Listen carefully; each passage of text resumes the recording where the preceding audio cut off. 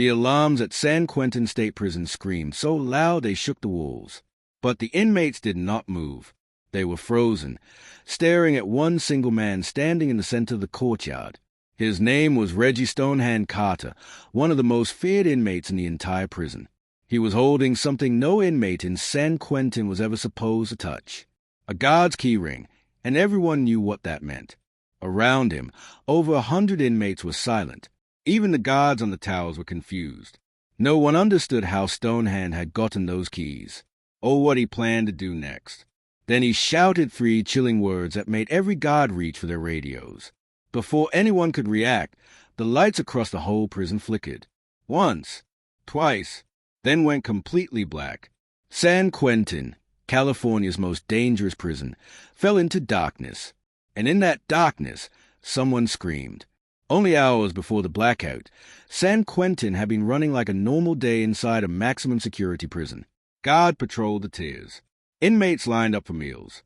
Everything followed the usual rules. But behind those rules were men who hated each other, gangs that fought for control, and secrets that were never meant to come outside those walls. Reggie Stonehand Carter had spent 11 years inside San Quentin. He was strong, quiet, and dangerous. No one knew why he suddenly changed his behavior. He stopped talking. He stopped eating. He kept watching the guards like he was studying them. Most inmates thought he was planning to hurt someone, but no one imagined the truth. He was planning something bigger, something that would make San Quentin security look like paper. And it all started earlier that morning, when a young new guard named Officer Blake made a small mistake. A mistake that would change the whole prison. Blake dropped his keyring, just for 3 seconds. He didn't notice someone had been watching.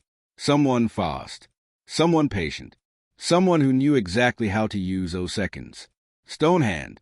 But as the morning went on, Blake still didn't know what he had done.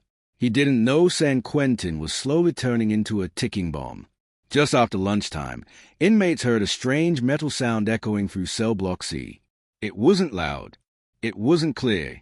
But every inmate stopped talking when they heard it. Clink, clink, clink, a sound that only prison keys could make. And then, every light in cell block C suddenly blinked. A few inmates looked up. One of them whispered, "Something is wrong." They were right, but they didn't know how wrong. Because at that exact second, Stonehand walked past the security cameras and didn't show up on the monitors. The guards didn't notice yet. The inmates didn't notice yet. Only one old prisoner named Red Allen understood the danger. Red had been in San Quentin longer than most guards had been alive. He knew the sound of trouble. He knew the smell of trouble. And he knew one thing from the look on Stonehand's face. Something terrible was about to happen. And he was right. Because that evening, just as the sun touched the bay, a guard tower suddenly went silent. No radio, no movement, no voice. When the guards rushed to check it, they froze. The tower door was wide open. The guard inside was gone.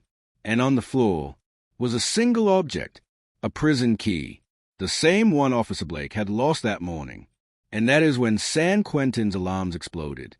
The moment the guards found the empty tower and the single key on the floor, panic spread fast. A missing guard inside San Quentin was not a small problem. It was the kind of problem that meant something big was happening.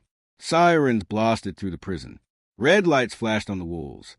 Officers rushed down corridors, shouting orders to lock every cell. But some cells didn't lock.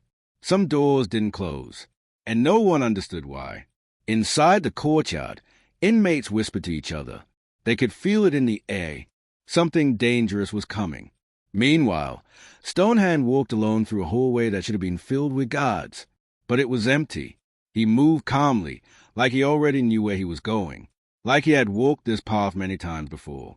And in his hand was the stolen key ring. A key ring that was a reason San Quentin was slowly falling apart. In the control room, young Officer Blake stood frozen in fear as alarms kept flashing. He didn't understand what was happening. Then he saw something on the monitors. A short replay from earlier that morning. The moment he had dropped his key ring. He watched the video again and again. And then he saw it. A hand. Stonehand's hand. Quickly lifting one of the keys while Blake bent down to pick the ring back up. Blake's face went pale. I never noticed. I didn't know, he stuttered. The older officers stared at him. They were angry, but they were also scared. Because if Stonehand had that key, then he had access to places no inmate should ever reach. Find him, the captain ordered, before he finds something worse. Back in cell block C, old Red Allen sat on his bunk, staring at the flickering lights above him. He knew exactly what Stonehand was doing. Stonehand wasn't trying to escape. He wasn't trying to start a riot. He was trying to reach a place inside San Quentin that had been locked for years, a place inmates called the Deep Block.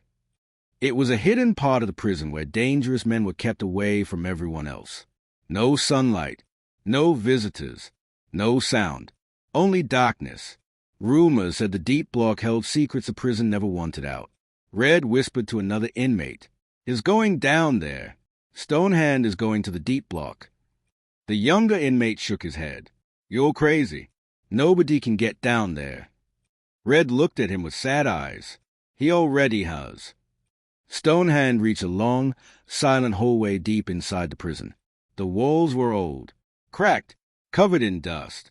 On one side was a thick steel door with faded letters. D Block, authorized staff only. He lifted the stolen key ring and slid one key into the lock. It turned. The door opened slowly with a deep metal groan, like the sound of something waking up after a long sleep. Inside was nothing but darkness, a darkness so heavy it felt alive. Stonehand stepped inside. Back in the main prison yard, a group of officers finally found the missing guard from the tower. He was alive, but barely. He was tied to a chair in the storage room, shaking, his eyes wide with fear. "Who did this to you?" an officer asked. The guard whispered one word, "Stonehand." They leaned closer, trying to hear. Stonehand said, "He's going to show the world what San Quentin is hiding." Before they could ask more, the lights around them flickered again, and a loud, deep explosion shook the prison floor. Dust fell from the ceiling. Metal rattled. Inmates began screaming. Guards ran toward the source of the blast, turning into a hallway filled with smoke. And at the very end of the hallway, a massive steel door had been blown open. The door to the Deep Block. The hallway leading to the Deep Block shook again as guards moved through the smoke. Bits of concrete fell from the ceiling. The air smelled like burned wires and metal. One guard coughed and covered his face. Another shouted, "Watch your step." The whole wall could fall in. But even with the chaos, they all noticed the same thing. The steel door to the Deep Block, a door that had never been opened in years, was now wide open. Someone had blown it apart from the outside, and that someone was Stonehand. Inside the open doorway was nothing but darkness, thick and endless. One officer whispered, "Why would an inmate go down there? What's he looking for?" No one had an answer, but Red Allen did. Back in cell block C, Red sat quietly as inmates whispered about the explosion. He didn't look scared. He looked sad. Red had been one of the few inmates who knew the truth about the Deep Block. Years ago, when he first came to San Quentin, there was a man locked down there. A man so dangerous that the prison hid him away from everyone. His name was Darius Cole, known as King Cobra. He had once led the most feared prison gang in California. He was smart, cold, and able to control hundreds of inmates with nothing but words. Red remembered the night they took Darius down to the Deep Block. The whole prison had been shaking with fear, and Red knew something else, something that made his stomach sink. Darius and Stonehand were once like brothers. If Stonehand was opening the Deep Block, then he wasn't escaping. He was trying to reunite with King Cobra, and that could destroy the whole prison. Stonehand stepped down the stairs into the Deep Block, carrying only the keys and the dim emergency lights guiding the way. It felt like stepping underground into another world. The air was cold. The silence was heavy. He passed empty cells. Cells meant for the worst of the worst. But he didn't stop. He kept walking until he reached the final steel door, a door labeled D13, high risk, no entry. Behind this door was King Cobra. Stonehand pressed his hand against it. "You ready, brother?" he whispered, and as if someone had been waiting for him. A deep voice answered from the other side. "I've been ready for 11 years. Upstairs, the guards finally formed a team big enough to enter the deep block.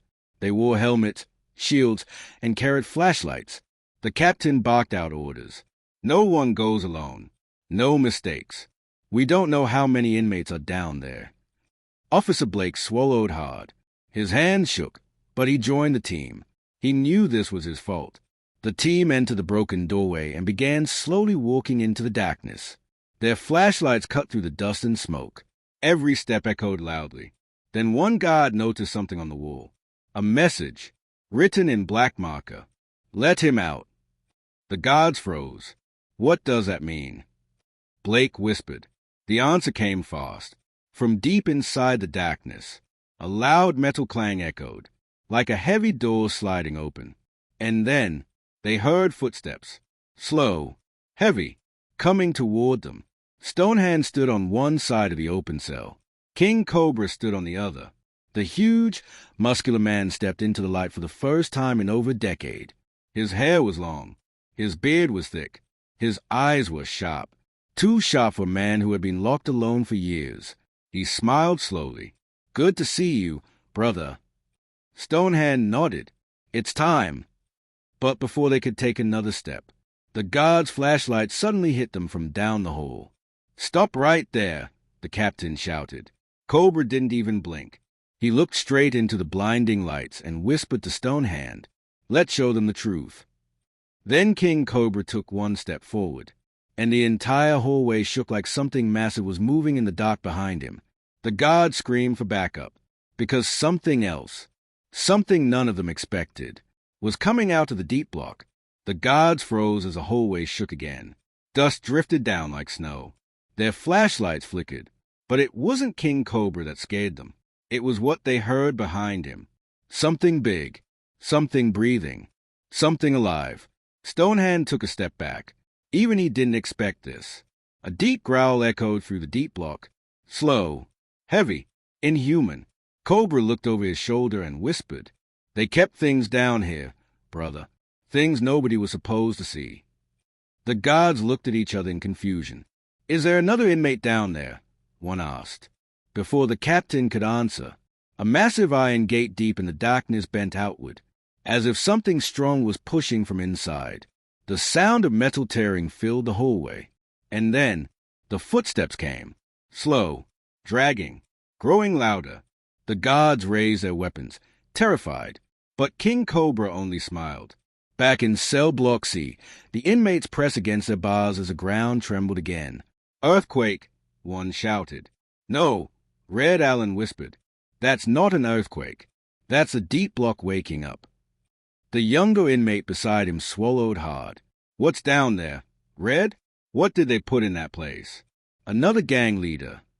Red shook his head slowly. No, not a man. Not anymore.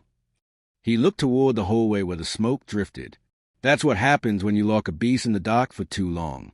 A mind breaks, a soul cracks, and all that's left is something else.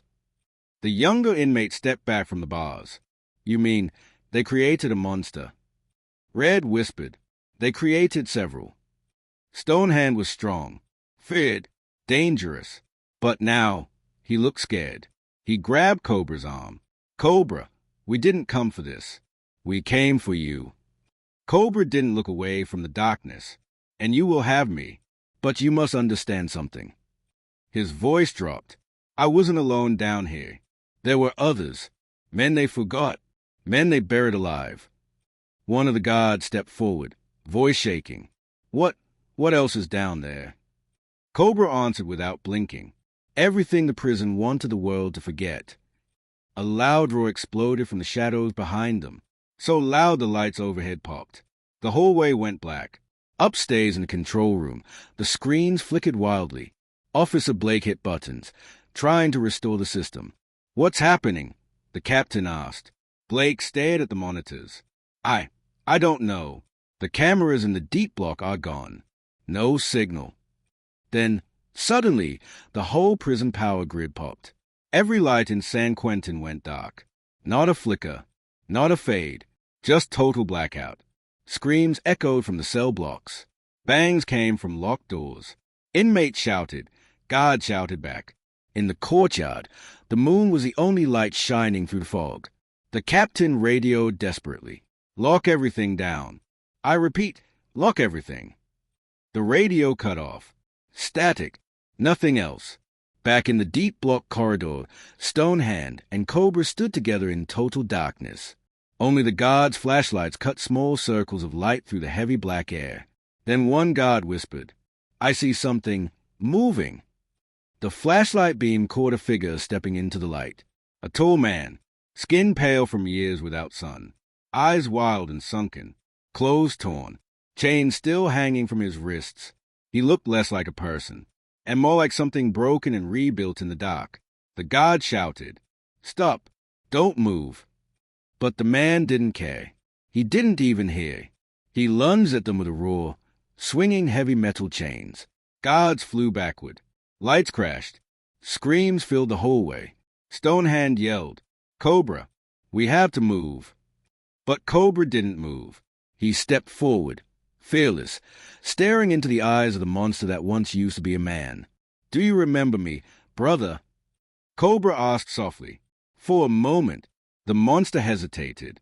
Then he let out a scream so loud it shook the walls, and charged at Cobra with full force. The explosion of events in the deep block didn't just stop at the hallways. San Quentin was in full lockdown. Lights were out. Alarms blared. Inmates pounded on doors, shouting in fear or anger. Officers tried to maintain control, but every corner of the prison felt dangerous. Some blocks had gang leaders who saw the blackout as a chance to assert control, moving inmates around, intimidating those weaker than them. Even trained guards were on edge. Every shadow could hide a threat. Every sound could signal a fight. This is San Quentin at its most volatile, a reminder that danger in a maximum security prison isn't always outside the walls. It lives inside every cell. In situations like these, the real victims aren't the buildings. They are the people inside. Inmates who had no connections, no allies, and no protection were the most at risk. Some were trapped in cell blocks controlled by hostile gangs. Some were caught in minor fights that could turn deadly in seconds. Even guards faced serious threats. During the chaos, one officer suffered a broken arm trying to stop a confrontation, while another was hospitalized from a head injury during a scramble to restore order. In San Quentin, chaos doesn't discriminate. It can strike anyone. The prison command center went into emergency mode. Officers moved in teams, checking each block systematically. Backup from nearby correctional facilities was called in. Cell doors were reinforced, and inmates were accounted for one by one. Inmates who had caused trouble were isolated. Leaders who had tried to exploit the blackout were placed under strict surveillance. It took hours, almost the entire night, to restore a semblance of order. By morning, San Quentin looked calm again, but the fear lingered in every corner. For correctional authorities, the events highlighted vulnerabilities. Small mistakes, like losing keys or delayed monitoring, can spark major incidents. Gangs and dominant inmates can exploit chaos to extend their control.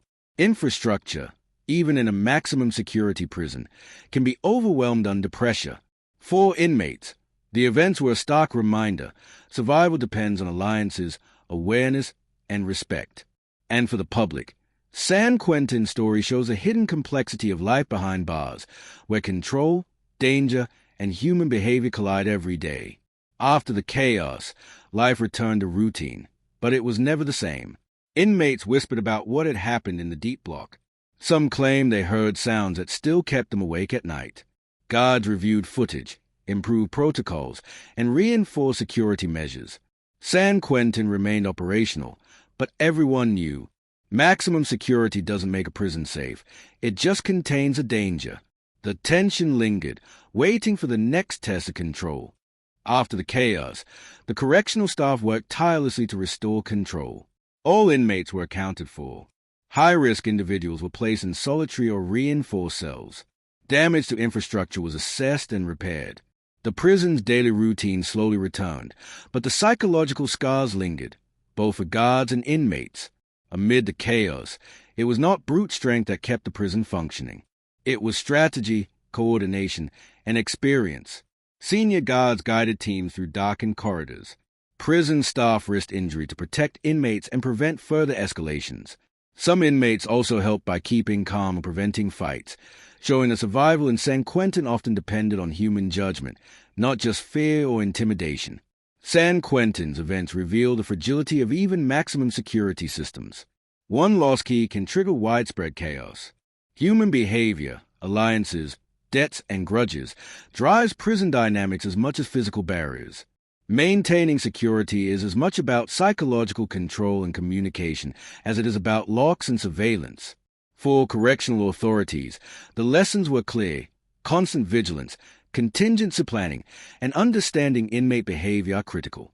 Beyond infrastructure, the story reminds viewers that real people live behind these walls.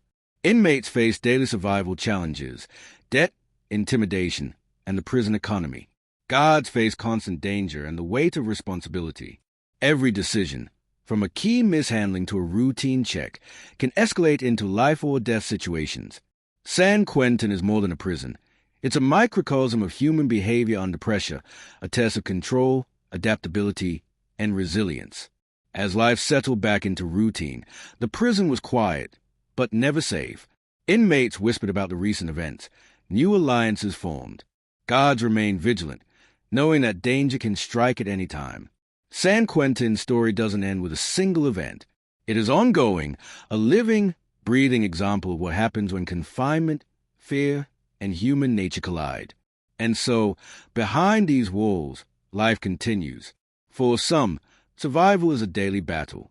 For others, power is fleeting. And for everyone, the lessons of the past shape every step, every decision, and every heartbeat in San Quentin State Prison. Thanks for watching. Kindly subscribe for more.